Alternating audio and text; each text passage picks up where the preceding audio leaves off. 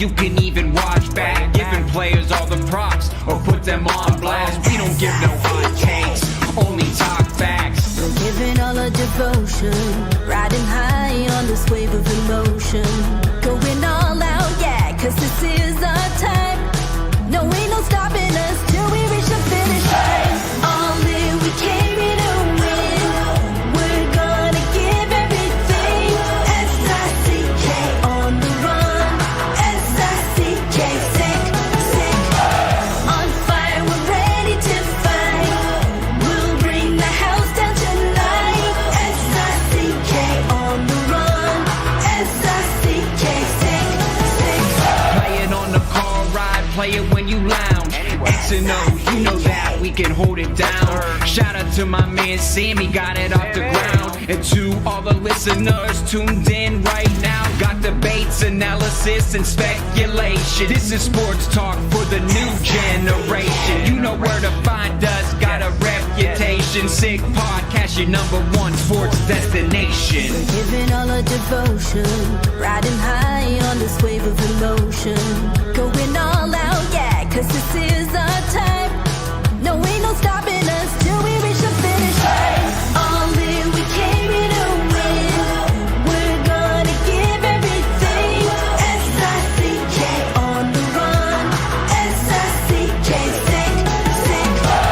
On fire, we're ready to fight. We'll bring the house down tonight. S-I-C-K on the run. S-I-C-K, sick, sick. S-I-C-K, it's the sickest podcast. Tune in for the audio, or you can even watch back. Giving players all the props or put them on blast. We don't give no hot takes, only talk back. S-I-C-K, S-I-C-K, S-I-C-K, S-I-C-K, S-I-C-K, S-I-C-K, S-I-C-K. All in, we came here to win. We're gonna give everything. S-I-C-K on the run. S-I-C-K, sick, sick. S-I-C-K, it's the sickest podcast. Tune in for the audio, or you can even watch back. Giving players all the props or put them on blast. We don't give no hot takes, only talk facts. We're giving all our devotion, riding high on this wave of emotion. Going all out, yeah, cause this is our time. No, ain't no stopping us till we reach the finish line. All in, we came here to win. We're gonna give everything. S-I-C-K on the run. S-I-C-K, sick, sick. On fire, we're ready to fight. We'll bring the house down tonight. S-I-C-K on the run. S-I-C-K, sick, sick. Playing on the car ride, play it when you lounge. X and O, you know that we can hold it down. Shout out to my man Sammy, got it off the ground. And to all the listeners tuned in right now, got debates, analysis, and speculation. This is sports talk for the new generation. You know where to find us, got a reputation. Sick Podcast, your #1 sports destination. We're giving all our devotion, riding high on this wave of emotion. Going all out, yeah, cause this is our time. No, ain't no stopping us till we reach the finish line. All in, we came here to win. We're gonna give everything. S-I-C-K on the run. S-I-C-K, sick, sick. On fire, we're ready to fight. We'll bring the house down tonight. S-I-C-K on the run. S-I-C-K, sick, sick. S-I-C-K, it's the sickest podcast. Tune in for the audio, or you can even watch back. Giving players all the props or put them on blast. We don't give no hot takes, only talk back. S-I-C-K, S-I-C-K, S-I-C-K, S-I-C-K, S-I-C-K, S-I-C-K. Turn up your volume. Because you're about to listen to The Sick Podcast. The Eye Test with Pierre McGuire and Jimmy Murphy. The Stanley Cup winning Colorado Avalanche And after 22 years, Raymond Mark! The sickest NHL podcast. Brought to you by TCS Customs and Logistics. Moving pieces, delivering peace of mind. It's gonna be sick. And welcome to another edition of the Eye Test here on the Sick Podcast Network. He is Pierre McGuire. I am Jimmy Murphy. Pierre, how are you today, my friend? I'm good. I'm really happy for Sam Gagner, somebody I've known a long time, being named Director of Player Development for Ottawa. Played over 1,000 games in the National Hockey League. Tremendous hockey man, great person. Good hire by Ottawa. Very, very solid person. Really happy for Jimmy Hiller. He's going to stay on as coach in L.A., and that just shows you the type of man that Kenny Holland is. Didn't play politics, and also knows Jimmy from their time together in Detroit. So I think that's really good, where they won a cup and went to the final another time. So that's good, and I feel really bad for the Vegas Golden Knights. They might have played their best game of the playoffs last night. Mm-hmm. Yep. Might have played their best game. They might have played their best game. And you know who's playing his best hockey right now, though? And unfortunately for the Knights, that's Stuart Skinner. Stuart Skinner are correct. He has shut up the critics, 2 back-to-back shutouts. And we are going to be joined by a former NHL goalie, Marty Biron, to discuss Stuart Skinner and some of the other goalies still in the NHL playoffs right now. But Pierre, before we get to that, let's go to the debacle in Toronto. Well, debacle if you're a Toronto fan. As the Leafs lost 6-1. I mean, they are just, it's almost, Pierre, like, I get it. It was a horrible game. It was ugly. You can use whatever demonstrative adjective you want right now to describe how badly they played. That being said, it is only game 5. There's still another game. And people in Toronto and a lot of people on social right now are already saying, oh, this is what they're going to do in the offseason. This is what they're going to do. Like, pump the brakes. It's not over yet. I know it looks over, but it's not over yet. And I'm going on record right now as saying this, Pierre. This is going 7. They are going back to Toronto for game 7. You have the receipt now. You can throw it in my face if and when I'm wrong, and I probably will be wrong, but I got a feeling because it's just so Toronto that they will force a 7 and then lose that 7th game on home ice. It's the way they like to torture. Just trying to inflict more mental damage on you. I just have this horrible feeling for them. I hope I'm wrong. I hope they do force 7, and I hope they make our predictions right because both of you, I'm going to tell you right now. I thought that Florida wouldn't have enough juice left in the tank to get through this series. And you know what? Paul Maurice made one slick move. Well, he made a lot of slick moves, but he made one slick move after game 2. He said, you know what? I like certain players on my team, but they can't play this way if we're going to beat Toronto. We're not going to be able to out-Toronto. So I'm going back to Florida Panther hockey. So if you look at it, he puts A.J. Greer in the lineup. He puts in Tomas Nosek in the lineup. He puts Jonah Gadjevich in the lineup. And all of a sudden, these guys are playing anywhere from low 4.5 to 5 minutes to high at around 12 minutes in the last 3 games. Yep. So now they play their 4-line game. They're pulverized, like poor Tanev. Tanev's getting physically annihilated. Yes. You know, McCabe is getting physically annihilated. You look at Morgan Riley's getting absolutely ripped apart. You know, and I would say this, Brandon Carlo, they haven't really touched him, but you can see they're trying to. He's next on the hit parade. No pun intended. So Paul, and I haven't read it anywhere. I'm just telling you, when he took out Sam Miskevich, he took out Nico Sturm. He took out Boquist. He put Boquist back in last night. He scored a huge goal because of the injury, obviously, to Rodriguez. But he took Boquist out. So instead of putting Boquist back on the 4th line, he puts him on the 1st line. Oh, my gosh. I'm just telling you, like, if you're going to be in the media, please do your job. This is what's happened for Florida. They're playing a 4-line game, and Toronto can't keep up. And they're killing their D. They're killing their D. Yeah, I'm so glad you brought that up here because I think, I get it that everyone's upset with Mitch Marner and Austin Matthews right now, and rightfully so. They got to deliver more offensively. They need to score. But, you look at Toronto right now, and you just brought up the depth that Florida is utilizing right now and how that's helped a lot in this series. Where are the bottom 6 guys for Toronto? Why isn't anyone talking about that? They're not, and it's too bad. They took Pontus Holmberg out of the game for Game 5 last night. And, Scott Lawton is somebody that I endorsed when they brought him over. And for whatever reason, this is a marriage that hasn't worked out great. And I don't know why it's not working out, but because Scott Lawton is a character person and he's a good, hardworking, industrious player. It's not working out. I got that one wrong, Jimmy. And maybe it doesn't work out this year. Maybe it works out down the road for him. But it's not working out now. So I got that one wrong. I'll be the first person to tell you that. And I'm happy you brought up Tanev too. Tanev, it's working out, but they're just mutilating him. Yeah. And he was the only one, Pierre, I noticed in their post game. I'm watching all the post game clips and interviews. He's the only one who said I and me instead of we. He said, I need to own this. I wasn't good enough. I'm like, you're probably one of the only guys that is good enough out there right now, in my opinion. But what a leader he is to say that and put himself to the forefront and say, I'll take the heat right now for you guys.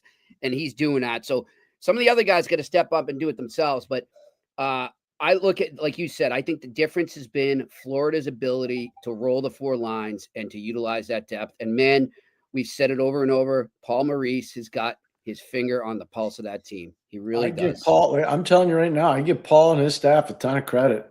Yep. JB Compound's doing a good job. Sylvain Lefebvre and the penalty killing, they're doing a good job.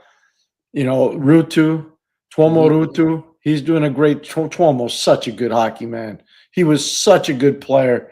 Oh my gosh! In the 03 World Junior in Halifax, Tuomo Ruutu was such a good player. Yep. He had a solid pro career, just undersized, and he played big. Undersized, and he played big at the wrong time in the league. I mean, poor guy, he got mangled. But what a good player! What a hockey family. Yeah. Nico, his brother, is a scout. His brother scouted over 2,000 games for Ottawa over in Finland. His brother's an amazing scout. Yarko is one of the funniest guys. Yarko was tough, but Yarko was really fun. Can you imagine that household? The 3 of those guys running around? Oh, man. I have so much respect for the Ruutus, but that whole staff has been great. Yeah, I give Paul a ton of credit, and he might not like what I'm about to say. He might not like it, but I'm going to say it anyways. He has massaged the media something else, man. Oh, yeah. He is slick as slick can be, and I say that in a respectful way. Yes, not in a disrespectful way. Yep, he is. I'll tell you, when he finally decides to hang him up as an NHL coach, if he wants to, he could get into politics, Pierre. He can work. He can work the media like a politician. He'd be good. Yep. Because even when there was bad stuff, I didn't see anything bad. Yeah, what are you talking about? Like the best one, we only hit players that have the puck. How do you come up with that? That's just one example. There's so many, but I respect him because you know what? He's done a magnificent job. And the other thing too, and I feel for the Leafs, they must be looking across, and then when they're on the ice and he's on the ice saying, "Wait a minute, so the Bruins don't make the playoffs, and we still got to face Brad Marchand? Are you even kidding me?" Yeah, I mean, if that guy, he's legendary. Like if you're going to talk about thorns in the sides of the Toronto Leafs over the years, he's got to be near the top of the list. He's just got their number here. I mean, it's unreal. How about when he was going over the bench and he realized there was a scrum and he got back over there in it? And I mean, he's fit right in. Did you see him going off the ice last night? And the young fan, I'm not going to call him, but he's a younger fan. He's not a kid, but he's a younger fan. And he's just giving it, and Marcy's like smiling at him. That evil smile. Oh, it's good. Dinner in your kitchen. I'm cooking dinner in your kitchen right now. That is Brad Marchand. That was good. And then the creative people, I don't know what they showed on Canadian TV, but on US TV, they showed Marchand's parents. Mm-hmm. And it's, obviously their son was in the middle of mayhem, and they've seen it a ton over the course of time. And it's like, oh, this is no big deal. This is great. You know what? I just say this out of term of endearment. When I go watch my son play, I kind of feel like, well, I'm not going to react to that because I've seen the movie. I know what happens. Yeah. Let me ask you this, Pierre. In terms of what maybe frustrated you most, if you're the coach, and you see Marner do that behind the back pass, breaking it out. Okay, so that was brutal. Or is it what he failed to do on the back check there on the Ekblad goal? it's stuff like that. That's where I can understand the frustration from his coaching staff and also from the fans there. I get that. But like, I don't right now. I understand Matthews is paid to score. I get it. And he needs to score. But I don't know why. Maybe it's just because we've been talking about it all season, Pierre. Even before the Four Nations, we said this guy's hurt. He shouldn't be going to this tournament. He shouldn't be playing. And I feel like it's just gotten worse ever since. And there should have been a time where they saved him from himself and they sat him out. There should have been a time when that happened. And I think it's caught up to him tremendously right now. So I'm more frustrated about Marner than I am about Matthews. If you're looking at those two. We're on the same page. Yeah. We'll see what the debrief is, whether they win or lose the series. Because until you're done, you're never done. Yeah. They haven't lost yet. They're down a game in the series. They got to go down and win a road game. How quickly would the series turn if they won the road game tomorrow night? Right? Like, think about it. Yeah. So does it look good for them right now? No, it doesn't look good for them. Yeah. But I'm not judging anything till it's over. The one again, Bobrovsky's getting better. He's not getting worse. Yep. Yeah. Let's not forget that. Joe Wall, I didn't like a couple of goals last night. But the one thing I admire about him, he was going out and handling the puck, and he was trying to break their forecheck down. And I thought that was smart by him. But there's a lot there with Toronto that it's just tough to – you got to care, man. Like, I'm telling you, I've been around championship teams, and you got to care. You can't mail those games in on home ice. No. You got to know that people care internally, and guys are going to do whatever it is to help each other out. And I didn't see that last night. The body language was bad, very little communication. Frustration was apparent right from the start. So I didn't see the mechanism you had to have to win a game like that last night. I didn't see it from Toronto. All right. Well, when we get our friend Marty Biron, there he is right now. Let's get him on right now and switch over to that series where Stuart Skinner stole the show in the last two games there. Marty, how are you, my friend? I'm doing good. It's good to be back with you guys. Now I'm at home. Last time I was in the car and the internet was cutting in and out. So now I'm steady and I'm home and everything's good. Hey, Jimmy, I got to say this to Marty right now. I watch a lot of American League games, and I see all the Brain Trust was down in Rochester last night watching Laval beat Rochester. And I was saying, how come Marty Biron's not there? They got everybody else in Buffalo there. Well, I was doing Sports Center, so I was covering the Leafs game and the Edmonton game, so I had to stay at home and watch. But yes, they were all there. They got game 2 tomorrow, and I will be actually in studio at TSN tomorrow in Toronto tomorrow night, so won't be seeing that.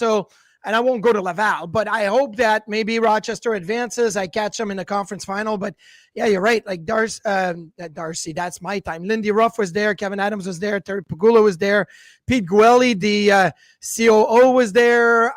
Everybody was Eric Stahl, his first appearance, because Eric Stahl is now a special assistant to the general manager. So they're having their amateur meetings now. He's not senior advisor yet, but I don't know. The word was they're still looking for a senior advisor. I don't think it's going to happen, but anyway, they're having their amateur meeting. So it's easy to get the whole group together on their way to Rochester. It's an hour down the road. So not to cut you off. So what you're saying is if you didn't have this TV work, you would have been in the box with them too? I would have been in the box over. Oh, okay. Because that box is a working box. I just want to make sure you weren't joining the team. I just want to make sure. No, I would have. That box is a working box. No alcoholic beverages allowed. I would have been in the box over having a few drinks. So that's the way it works. Marty, there were a lot of people that were resorting to alcoholic beverages watching the beginning of the series. And when Stuart Skinner came back in, and he was struggling before, but now in his last two games, what's been the most striking difference in his game that has led to the success he's having for you? I think it's his positioning. He is square, and we know Stuart Skinner is a big goalie. But when he starts to move back and be off-centered and he stabs at pucks, it's like, what are you doing? Like you should trust your positioning. And what we saw yesterday, the save on Jack Eichel, his positioning was great. He's big. He reacts. He tracks the puck. He doesn't think, oh, I'm off a little bit. I got to chase the game. There was a save on McNabb. There was a save on Dorofeyev late in the game. Like, it was always like hitting him right in the chest, in the shoulder, in the belly. That's what you want as a goalie. I think his positioning is very much improved from the first 2 games against the LA Kings. So many times he was diving, he was scrambling. They're like, dude, you're huge. Play the game simple and you'll get result. Adin Hill was a little bit like that last night too, whereas it was more simple, right? Like, you got Connor McDavid coming in on a 2-on-1. He's like, I'm not going to cheat. I'm not going to chase. Boom. He's down. Butterfly makes the save. It was a scramble play that resulted in a goal, but I think Adin Hill wasn't really good in that series. In Game 5, he was much better. The Oilers kind of caught a break, and then Stuart Skinner recover and played perfect the last 2 games. Yeah, they caught a big break when Howden couldn't get his stick on the puck that Eichel put across the crease and went empty. Yes. Net. That was a huge break. So let me ask you this. You fixed one goalie. Now how are you going to fix Connor Hellebuyck? Well, with Connor Hellebuyck, for me, so Pierre, you were covering me when I was playing. I was an easygoing guy. Like, I had my routine, my structure and my preparation, but I wasn't overly doing it, right? Because if I felt like some days, your preparation maybe isn't 100%, you still got to go out and play. You just got to breathe and play. I watched Connor Hellebuyck, and it's on the bench before the game, and it's the eye visualization. He's on during the national anthem, the blocker, the glove, the blocker, the glove. I feel like it's too much right now. Like, just go play. And Jim Corsi was our goalie coach in Buffalo for many years. The end of Dominik Hasek, me, then Ryan Miller. And Jimmy used to say, Marty, you're good. Just play and you'll play good. And sometimes it's just got to be simple. Connor, you're good. Just play and you'll play good. Don't overthink everything. And I think it's not physical, it's mental. The first round was very mental. And in Game 7, he is a little better. It wasn't that great. Yeah. I feel like he's been better in this series. He's been good against Dallas. Game 3, I thought that third goal should have never counted. The kick by Petrovic and the propelling of the puck in the net, it shouldn't have counted. He was still pretty good until that point at 2-2. So I'm not saying that Hellebuyck is completely back, but he's at least better than he was against St. Louis. Hey, Jimmy, by the way, Marty talked about Jimmy Corsi, who's a tremendous, tremendous guy and a great goalie coach. He was one of the best goalies that ever played college hockey in Canada. He played at Sir George Williams University in Montreal. He was a really, really good player. Then he played against Canada in the Olympics, I think, with Italy. He did. Early or maybe 70s or whatever. So he played with the Oilers, WHA and NHL, I think. So, yeah. So Jimmy Corsi was great. But he did say, keep it simple, right? You're good, just play, and you'll play good. Sometimes that's what you got to do. And you know what, Marty? I'm going to say this. You did play well. You played well your whole career. Marty was always fun. It was always fun to be around him because he wasn't like wound up and cuckoo crazy. Like there's some guys that were cuckoo, man. I'm telling you. He wasn't like that. I could talk to him all the time. Didn't matter. It was good. Brodeur was the same. Brodeur was exactly the same. Yeah. I once had pizza in the locker room with Marty Brodeur in Long Island. I wasn't playing. He was starting. He got pulled. So, middle of the third period, I walked back to the locker room, and then I saw my, Andrew Peters. He was with the Devils at the time at the other end. He wasn't playing. And Petey goes, Marty. And I thought he was talking to me, but he was talking to Marty Brodeur because Brodeur was in the locker room having pizza. So I walked over thinking Petey wants to talk to me. And I look over, and there's Marty Brodeur halfway in his gear. He got pulled that game. He's having pizza. Marty's like, hey, Marty Biron, come on in here. If Lou would have seen me, like if Lou was still the GM of the Devils back then, if Lou would have seen me in the Devils locker room with my Islander stuff on, it would have been hell. It would have been hell.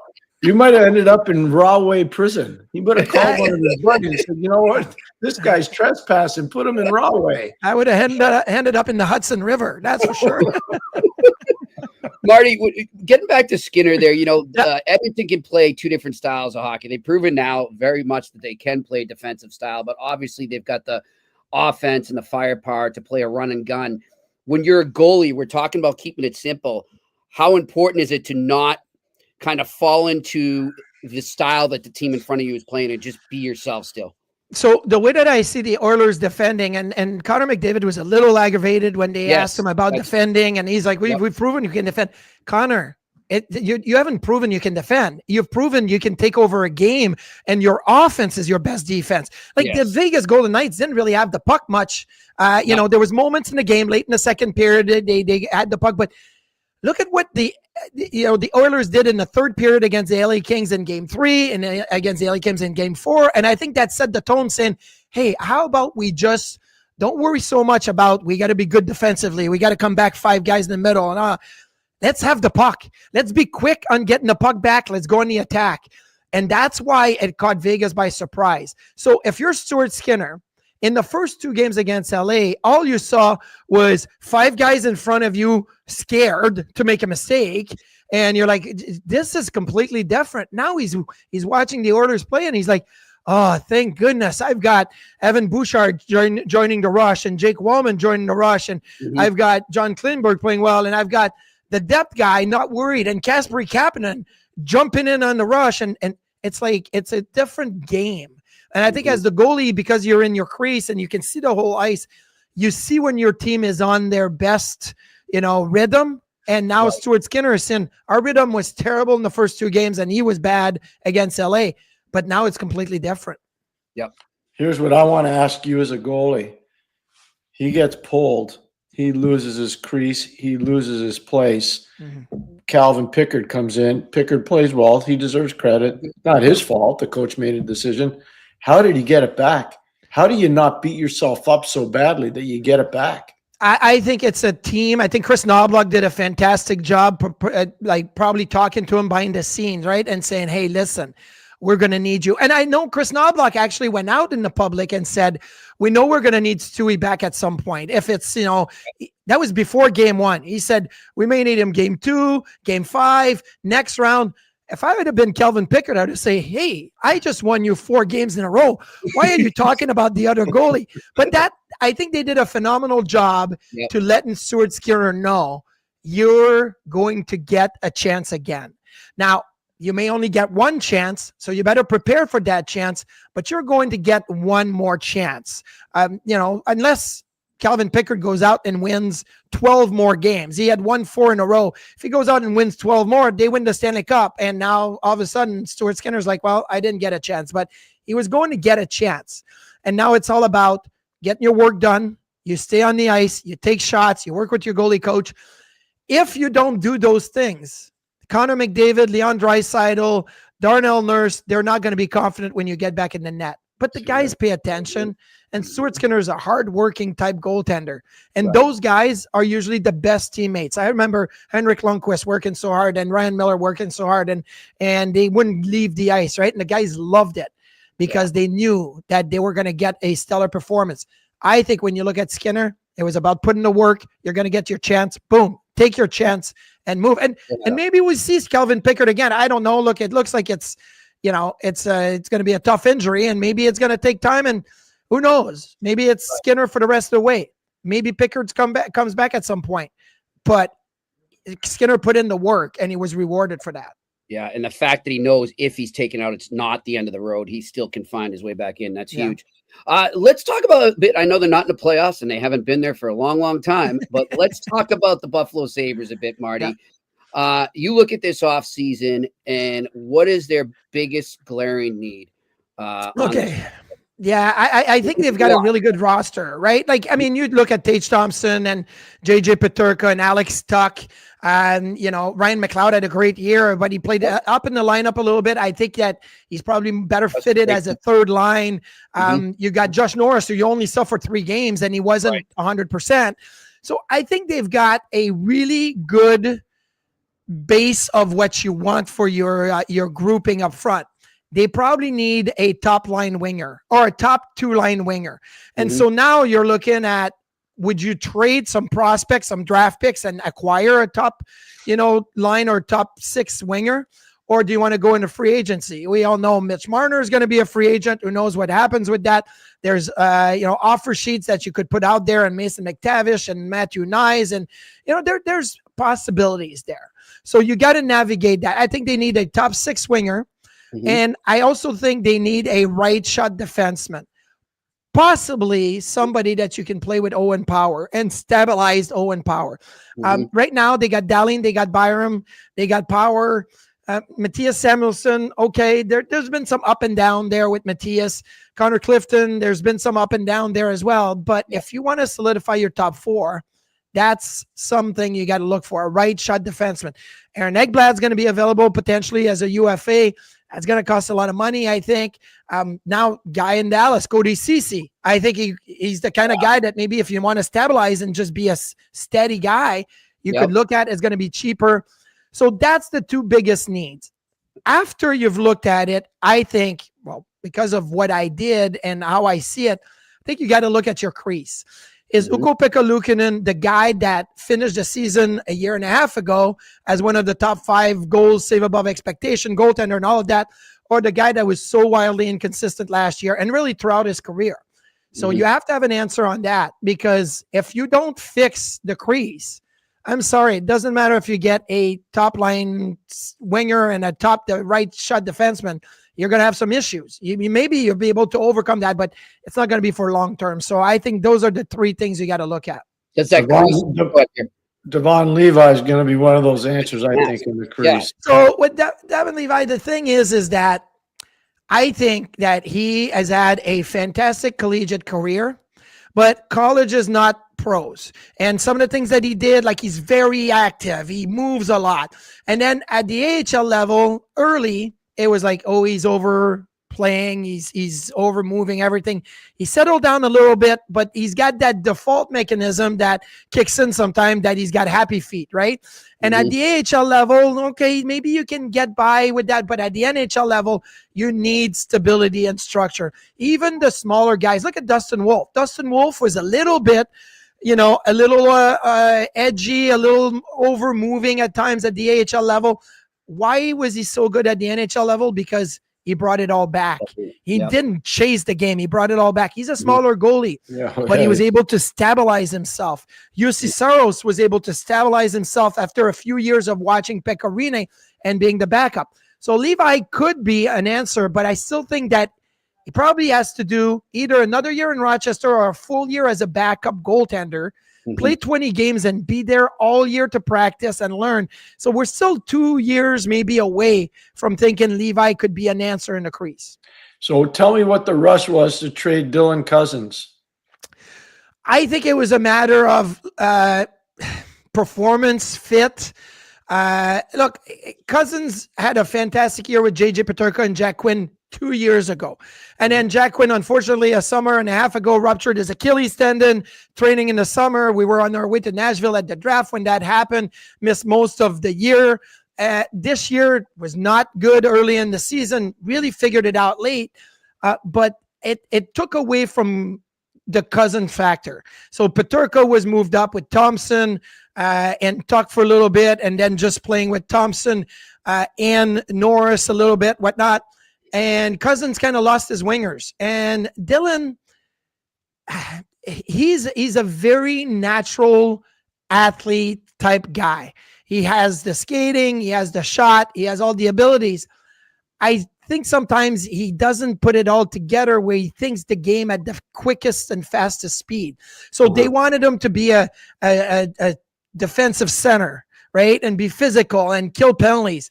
And he was chasing everywhere. He couldn't figure it out. Now you're like, okay, play a little bit more on the offense. And at times you had some good offensive numbers, and then at times it wasn't there. The power play, he wasn't really a power play guy. Like, I don't see him as so I think what they felt is this is probably the right time to get the most value out of him and get something in return that maybe fits you better. I love Dylan Cousins. I think he has some really good upside, but there's a hesitation there, especially with the contract that he signed. Yeah. Was there hesitation trading him in the division to a team you're going to have to battle for a playoff spot with? No, I don't think there was. And really, so Kevin Adams, has been the GM now for 5-6 years, kind of like since the pandemic, and has been putting this group together, right? Young, Dahlin, Power, Thompson, Peterka, Quinn, Cousins, like young, same age. And he gave a few long-term contracts. But the thing, Pierre, is when you're a GM or you're in the hockey development and the hockey department, these become kind of your kids. Like they become your kids and you think the best out of them. Like, yeah, you know what? So Lindy Ruff came in, and I think Kevin Adams really trusts Lindy Ruff's vision and view of things. And I don't know that Lindy really felt like Cousins was going to be an answer. Now, this is just me thinking. You know, I don't have any knowledge, but some of the things that Lindy Ruff said this year, you know, he moved Tage Thompson to the wing because he said, well, if Tage and Dylan can't figure out how to play center, maybe they shouldn't be at center. Well, you're not going to trade Tage Thompson. He's a potential 50-goal guy. And at the wing, he still produced. But that comment directed at Cousins saying, if you don't figure out how to play center, maybe you had to not be a center. I think that was kind of Lindy Ruff's way of saying, this is not one of my guy. I don't have to like him. And if he's not giving me what I need, well, let's move on and get something else. I think that's the dynamic that played a little bit. Got it. What about just the injury history? And obviously that came right into effect when he got there of Norris. Does that worry you going forward about him? It doesn't, because it's not a shoulder injury. It was a core injury that he re-aggravated, and maybe he came back too early because the Ottawa Senators were in a playoff push and he wanted to be a part of that. If he'd have been with Buffalo, maybe he wouldn't have come back, or come back a little bit later and would have been fine. So when I look at him, I think that he's going to be fine. It wasn't a shoulder. Shoulders have been the issue with Norris, and, you know, so that would have been worried me. This is different. And also, look, depending on how you use him, like if you use him as a top line center and you have him with maybe Thompson and Tuck, or Peterka and Thompson, and you kind of put a couple of big boys with him. And so you don't have to go in and be the guy off the wall and in the corners. Like, those guys will get it done. I think you may be able to insulate him a little bit. I saw him practice a couple of times, and he has all the skills. When you see him live, I always liked him as a player, but there's a fan of him right there next to you here. Yeah. I mean, I saw him in practice and I was like, oh, he's really good. Yep. He is really good. I just worry about the shoulder. I saw it happen twice, taking the face-offs. Like, he didn't get hurt because he got hit. He got hurt taking face-offs. And that's scary. But I remember, Pierre, you remember a guy I played with in Buffalo, Eric Rasmussen. And Rasmussen, the first-round pick, American kid, played in Minnesota. Big. He used to be tough. He used to be tough, not tough like I'm going to fight George O'Rourke tough, but he was hitting. He could, and then his shoulders started to bother him, and then the physicality wasn't there anymore, and he kind of got lost in the sauce. But I remember seeing him and almost feeling bad because he wasn't able to be himself anymore once the shoulders started to go. Yeah. It's so true. That's such a mature point. It's really spot on. Marty, the last one, I think you're tight with Pekka. I think you know Michael pretty well. Yeah. Yeah. What's he going to do? So Pex is an interesting story, right? Because he was kind of helping his kid go through the youth hockey and coaching him in juniors and all of that. And then he kind of took a step away. And then in the COVID season, he was basically in charge of the taxi squad with the Washington Capitals because Peter Laviolette was there. And Lavi really liked him, but he didn't have an open spot on the staff after there was no more taxi squad. So he decided to take a job as an assistant in Rochester. And that showed me a lot from Michael Pekka to say, I'm the guy that has had a great NHL career, and I'm willing to be an assistant coach in the AHL for a couple of years to rebuild my kind of resume. And he did an excellent job with Seth Appert as the head coach. Mike Weber is an assistant there. Webby is now in St. Louis. Seth is in Buffalo. Yeah. And I think Pex has a lot to offer. I don't think Pex will ever be a head coach, but I think he'll be like an associate coach, like somebody that has a bigger voice, but not the guy in charge. And I do feel like the Rangers, they've got Mike Sullivan now there. Like, I think Pex and Sully could probably really work well together. He's the only one that remained. Like, they fired Lavi and Housley, but he's the only one that remained. I think that Sully and Pex could work really well together. If not, there's going to be 29, 30, 31 other teams that are going to say, we'd like to add Michael Pekka to our staff because he's that good.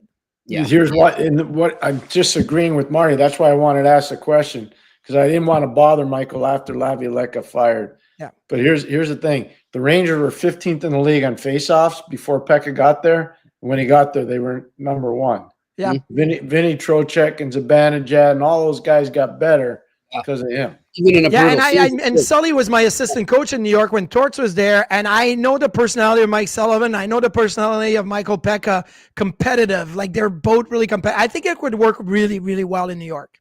Good stuff. Good stuff. See, Well, Marty, that's we why appreciate Jimmy, you that was taking your the time. call. Good I job know. getting him on. Good job. He brings the heat. He brings the heat. We appreciate Marty. Listen, enjoy the rest of the playoffs, my friend, and hopefully we'll see you around. All right. Absolutely. We'll see you around. Definitely. Enjoy the rest of the day, guys. Jimmy, he's the mayor of Clarence, New York. He's great, man. What a personality. I love him. He's just a tremendous human being. He's a great kid. Yep. His first NHL game, I was coaching. Oh, wow. Wow. He got pulled. Uh-oh. Were you with Ottawa at that time? Yeah, we won. We won. Okay. But he, you know what? I saw him play in the Quebec League. He was really good. And he was really talented. Athletic, very flexible, and super quick. Really quick. Good stuff. Good stuff. Well, all right, let's get to our sponsors and my picks of the night, and then we'll get to that Q&A because I see the questions lining up for us, Pierre. Let us tell you about TCS Customs and Logistics. Unlock the full potential of your shipping operation with TCS Customs and Logistics. From around the corner to around the world, flatbeds to air freight, customs clearance to drawback consulting. TCS is a one-stop shop for all things transport, moving pieces and delivering a peace of mind. For a no-obligation customs or freight quote, contact sickpodcast at shiptcs.com. Again, that is sickpodcast at shiptcs.com. And, of course, our good friends over at Betway, where you can still go all the way with Betway. And if you sign up right now and create a new membership, you can get up to $200 credit, even if your first bet loses. That's right. You get paid to lose. So go over to Betway right now with that QR code in front of you. Or if you're just listening, you can go to the website, hit the details section there, and create the new account to redeem the welcome offer. Again, it's only available for new customers. It is not available in Ontario. Terms and conditions apply. You must be 18 plus. Always bet responsibly. Let's go to my picks of the night. What do we got? It's time for Sick Picks. Brought to you by Betway. All right, Pierre. Carolina Hurricanes are in Washington, Game 5, with a chance to finish off Alexander Ovechkin and the Capitals in 5 games, and I think that's exactly what they'll do. I just think the Capitals have run out of gas here. I like the Hurricanes to win maybe a 3-1, 4-1 type game. Get an empty netter at the end. I see the Capitals still within striking distance, so they'll pull the goalie. They get an empty netter, and that's why I like that puck line. Great value at -1.5. The Hurricanes are +154. And then looking in the goal scoring prop, I'm going to go, Pierre, to a kid you told me to watch, and I know you mentioned him on Melnick's show as well. And he has delivered ever since he's gotten to the NHL with some really big goals. And that's Jackson Blake, who you can get at 300, +300 value to score an anytime goal. And then I'm also looking at Logan Stankoven as well to put one in at +380. And then in the second game, I think there's going to be a tight game. Hellebuyck's back at home. He tends to play better at home. So I see a low scoring game. Give me the under 6 at -120 value. Under 6 total goals in the Jets Stars. I feel like a Stars win, but you never know. We'll see. Let's get to that Q&A. Alex Ivanowski, if I'm Berube, I'm showing my team the 2016 Eastern Conference Final Game 6 Penguins versus Bolts game. The Pens, as we knew them, were on the ropes down 3-2 and went into Tampa and won the series in Game 7. Is that a good example? Excellent example. Yeah. It's an excellent example. Your memory that you can bring up, Alex. Good call. I would. It's really good. Yeah. I mean, Pierre, I heard somebody talk about this the other day, like, because I forget which coach was doing it. Some coach was showing, damn it, it's going to kill me. It might have been Winnipeg. They were showing, no, it was Vegas. It was Bruce Cassidy was showing clips from the San Jose series when they came back on the Knights in 2019. To show them how it can be done, to show them what can happen. Obviously, it didn't work. But does that stuff, do players take to that? Can they relate to it at all? Especially because they're visual learners. Most of these guys aren't audio learners. Mm-hmm. You know, one of the funniest things is you hear Craig Berube, we're on Berube now, talk about, people say to him, what do you say to Nylander? He says, I say a bunch of stuff to him, but he doesn't listen. They don't listen. Most of them don't. They have to see it. because this is how they've been raised. They've been raised in the computer generation, the iPhone generation. So they better seeing than they are hearing. And so it does work. It works really well. All right. Good point by Alex. Next question. Juice _031 017. Fowler. Who do you go to? Fowler. Primo. Fowler. You think he's going to rotate? I don't know what he's going to do, but Fowler. All right. I'm going Fowler too. All right. Next question. Dave Abbott. What's up, Dave? Building teams are similar to building a puzzle. Do the Leafs have too many of the same pieces? Interesting. Similar playing styles. 34, 16, 88, 91 to be a cup contender. Thoughts? I thought, honestly, Dave, and I think Pierre will agree with me because we both agreed on this throughout the season. I felt like Trey Living did a good job of solving that issue and adding some complementary pieces. I just think while they look great on paper, they haven't stepped up on the ice. I think the potential's there to have a versatile roster, but it's just not happening for whatever. Well, one of the reasons is Florida's playing so great. They're not allowing them to do it. That's a big reason. Florida, we're not giving Florida enough credit. Exactly. And I can tell you going in, I didn't think they'd have this much jam. I thought they'd be running out of juice. I really did. Now, again, let's see what happens tomorrow night. I don't know what's going to happen tomorrow night. You don't know, and neither do they. Yeah. But what happens if, like I said before, and this is for Dave, what happens if Toronto wins Game 6? I know. Then what are people going to be saying? All the doomsdayers that are out today. Because it could happen. I'm not saying it's going to happen, but it could happen. It could happen. It's not over yet. They get paid. Toronto gets paid too, just like Florida. Yep. So I'm not prepared to say, their roster's all the same guys, because it's not. And the biggest adjustment they needed in Toronto wasn't up front. It was on the back end. And they brought in Tanev, and they brought in Oliver Ekman-Larsson. They brought in Brandon Carlo. They did a lot. Yeah, Simon Benoit was a hell of an acquisition. Yep. They've done a lot of really good stuff there. They have. I know Leaf fans are doom and glooming right now. I get it. I feel your pain. I do. I feel your pain. But I'm telling you, your team is way better than what you're giving it credit for. Pierre, hindsight is 2020, but I want to give you credit on this. There's one guy you said you thought was a perfect fit for that blue line in Toronto last offseason, and he ended up in Seattle. I think he'd be making a huge difference right now, and that's Brandon Montour. That would have been a good one right there. All right, next question. I was surprised in that one, but it's okay. He confirmed the other day, by the way, he was on a podcast, and he confirmed that he was in talks with them. It was that's who I thought the type of team they are. They would have been harder to forecheck. Yep. So that's what I was thinking. Yep. In this type of a series, because you figure you're either going through Tampa in the Atlantic or you're going through Florida. You're going through one or the other to get through it. So, all right. Next question. Bill Van Vagel. Was Stolarz that vital cog to the Leafs' success, or is there more to the rise of the Panthers? I think it's the latter, just like Pierre said. Not enough people are crediting the Panthers right now. Can the Leafs be better? Yeah, but the Panthers are playing great. All the shows I've done, Jimmy, over the last 10 days, because as long as this series has been going on, nobody's giving credit to the Panthers. They're all blaming the Leafs. And I'm like, whoa, time out. What about Florida? They've been in the final the last 2 years. They won the championship last year and won a Game 7. You know how much you learn out of that? Mm-hmm. And they didn't just go patty cake away. And then they had a lot of their kids. Lundell's a good player. Yeah. Luosterainen is a good player. You start looking at some of these guys that people don't pay attention to. I just talked about what he did. AJ Greer's a nasty piece of business. He's been huge in this series. He's a nasty piece of business. Gadjevich is a nasty piece of business. They got Tomas Nosek is a really undervalued player. Now, those other two guys are playing anywhere from 4 to 10 minutes a game. He's playing close to 12 minutes a game as a fourth line center because a coach trusts him. And I'm just telling you, Maurice did a heck of a job. Billy Zito did a really good job. Their pro scouts did, and they got a really good pro scouting department. Good. They're going to need it, because they don't have a lot of young guys coming. So they're going to need those pro scouts. But they don't get nearly enough credit. It's interesting you bring up Gadjevich there, Pierre, because I was told, and I think I even brought it up to you when we were leading into the trade deadline, but I was hearing that the Bruins were trying to get him. And I don't know if it had anything to do with the Marchand talks or not. I have no clue. All I know. And so I text somebody in Florida and they said, yeah, they can try all they want. They're not getting him. Yeah. That's how much they value him, you know, Yeah. and they knew what they had in him. And he's really delivered in the playoffs.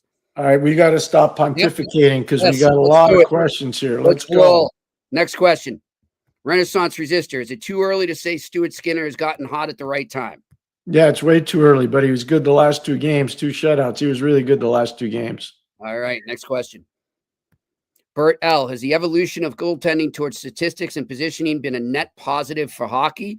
I think back to guys like Hasek and Glenn Hall, who were so unique for their time and miss it. Bert, I don't know about Glenn Hall, but I'm with you on Hasek. I don't know. What do you think, Pierre? There's still acrobatic goalies out there. I think, the size thing is a little different because guys, with all these new sticks and all the new equipment and the training guys do, I can't believe how hard the kids that I train in the summer, I can't believe how hard they shoot the puck. I coached some pretty good players, Jimmy, over the course of my career. Yeah. And they were using wood sticks back then, but still, they didn't shoot the puck like these guys, not with the velocity, no chance. So I think goaltending is always going to evolve. One of the things that's really changed goaltending, though, I'll tell you, use all the stats, use all the video, I'll tell you what's changed it the most. The professionalism, the goalie coaching staffs, unbelievable. It used to be you just give a buddy, a job and say, here, be the goalie coach. Not anymore. These guys are really professional. They're really professional. A lot of teams have more than one now. All right, next question. Juice_031017. When will the Boston Bruins retire Chara and Bergeron's jersey numbers? Juice, I haven't heard anything yet, but I'm imagining the next 2 to 3 seasons. I would think that. I would say it's coming sooner rather than later for one guy, and the other guy will be right after that. You're talking about potentially, and I have to be very careful because I'm on the Hall of Fame committee. Potentially, two players are going to be in the Hall of Fame at some point. I'm saying potentially. I'm not saying they're in, but potentially. So that factors into, the retirement of the number. For sure. Next question. Randy Workman, with Shanny contract, I guess, is it up? With his contract being up, should the Isles consider him?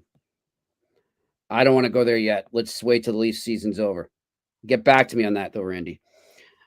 Pierre, I know you don't want to comment on it, right? All right, next question. Alex Semanowski, Edmonton looks really good right now. I was very impressed how confident they looked in a 1-0 game. They have come a long way. I'm thinking we might be getting a rematch, 2008, 2009. Detroit, so it'd be Edmonton, Florida. Yeah. You might be right. Alex, I'm not doubting anything you say, except I'm just going to say this.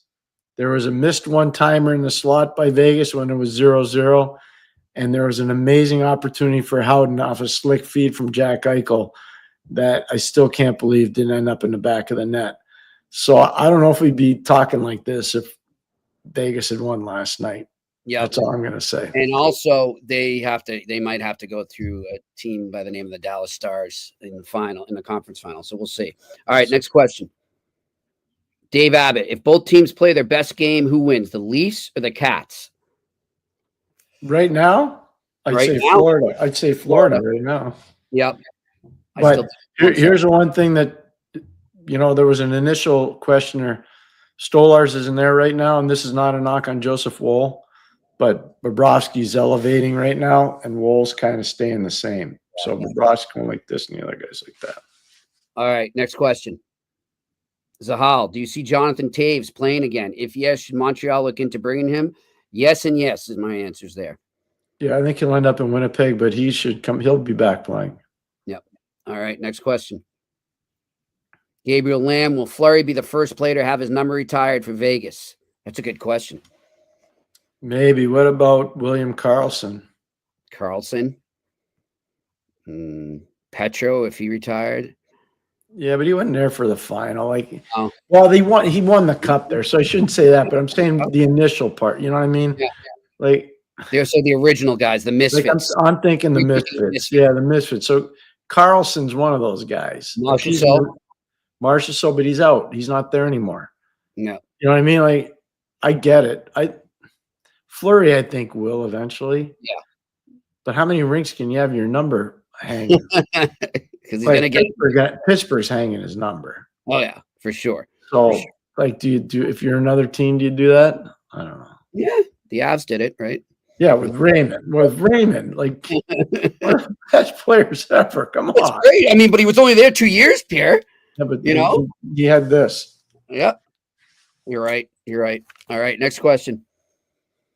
All right. Would Dallas and Florida be this deep in a run without the LTIR, Kachuk and Sagan? I had to say it.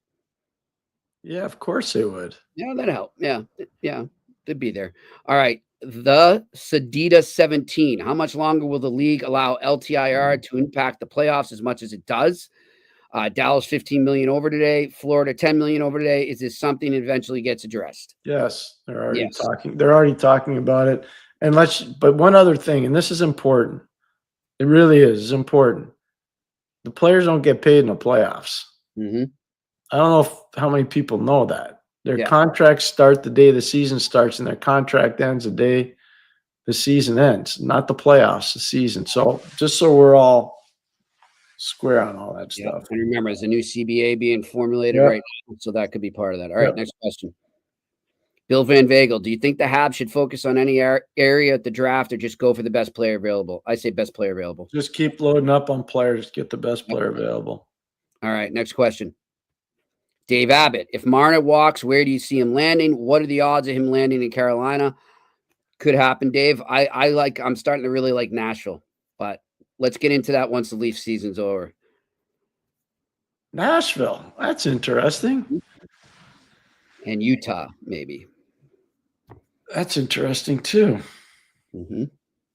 I have another potential landing spot. Uh-huh. You want to say it now or no? Yeah, I'm going to say it. Go for it. New York Rangers. Ooh. Wow. Does that mean Panarin's on his way out to clear space? I don't know, but I'm just doing the math. Yep. And I know how things work in New York. Yep. And Is there one thing that he can do? Like Rick Tocchet's already doing in Philadelphia? He can sell tickets. Yep. And you know what else?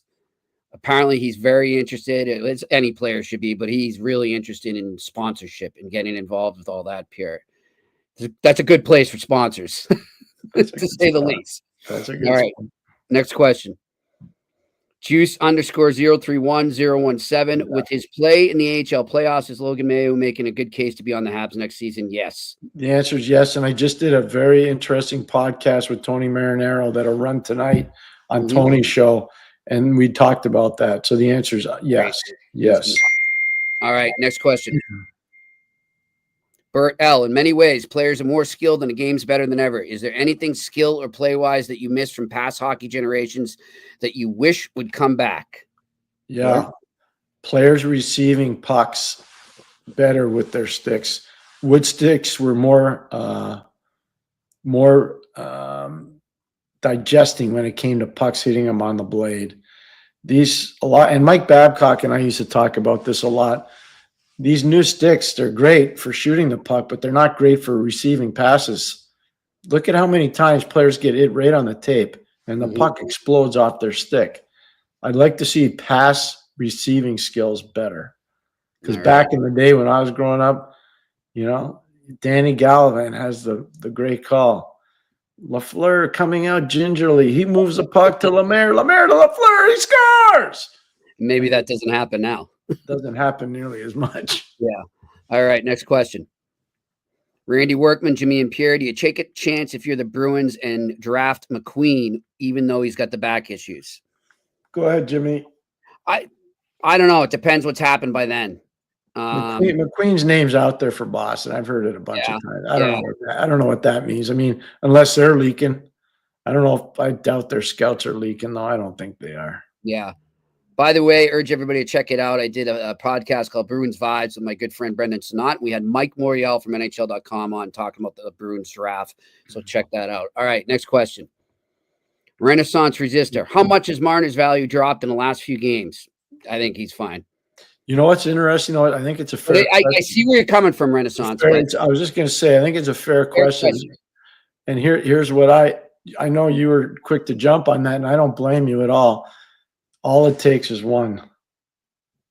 all it takes is one team to say, you know what, we got enough guys around that'll play with Jam. We need an artist. We need a guy that can paint.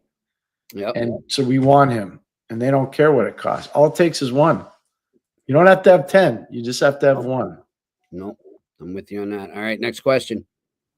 Sound the siren. Guys, the eye test was on display last night with the Maple Leafs in a game that seemed like it had major significance. They laid a serious goose egg and body language. Yuck. Thoughts? Totally agree.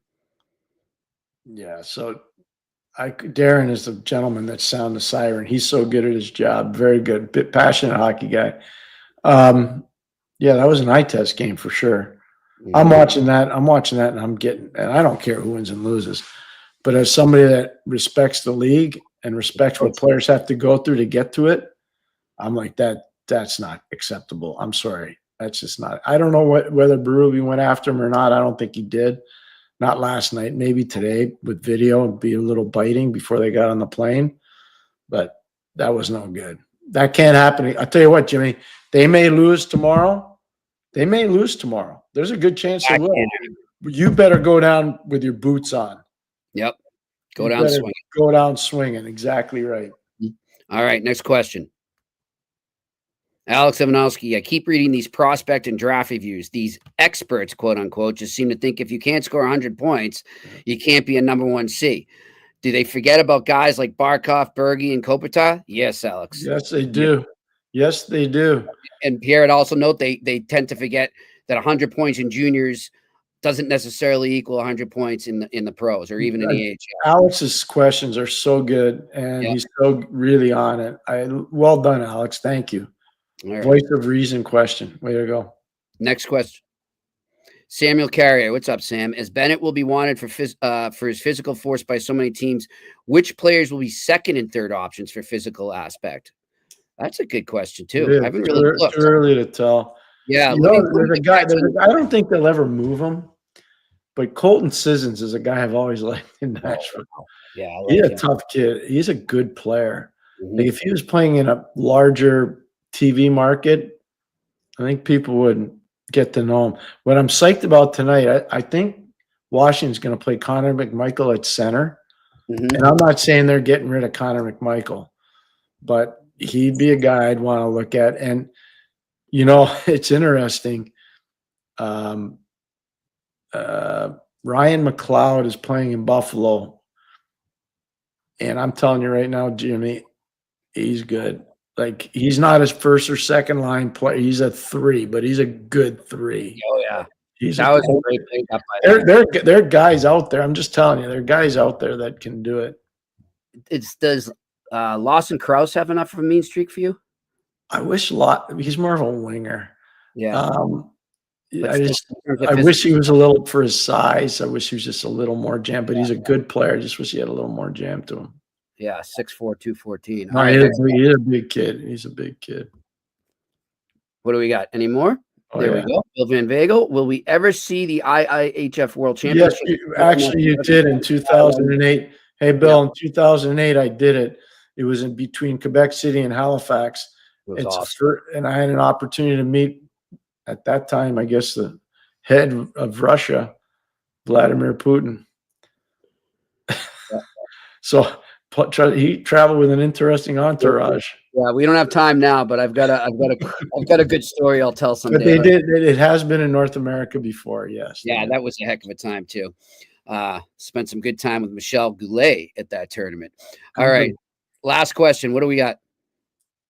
Juice _031017.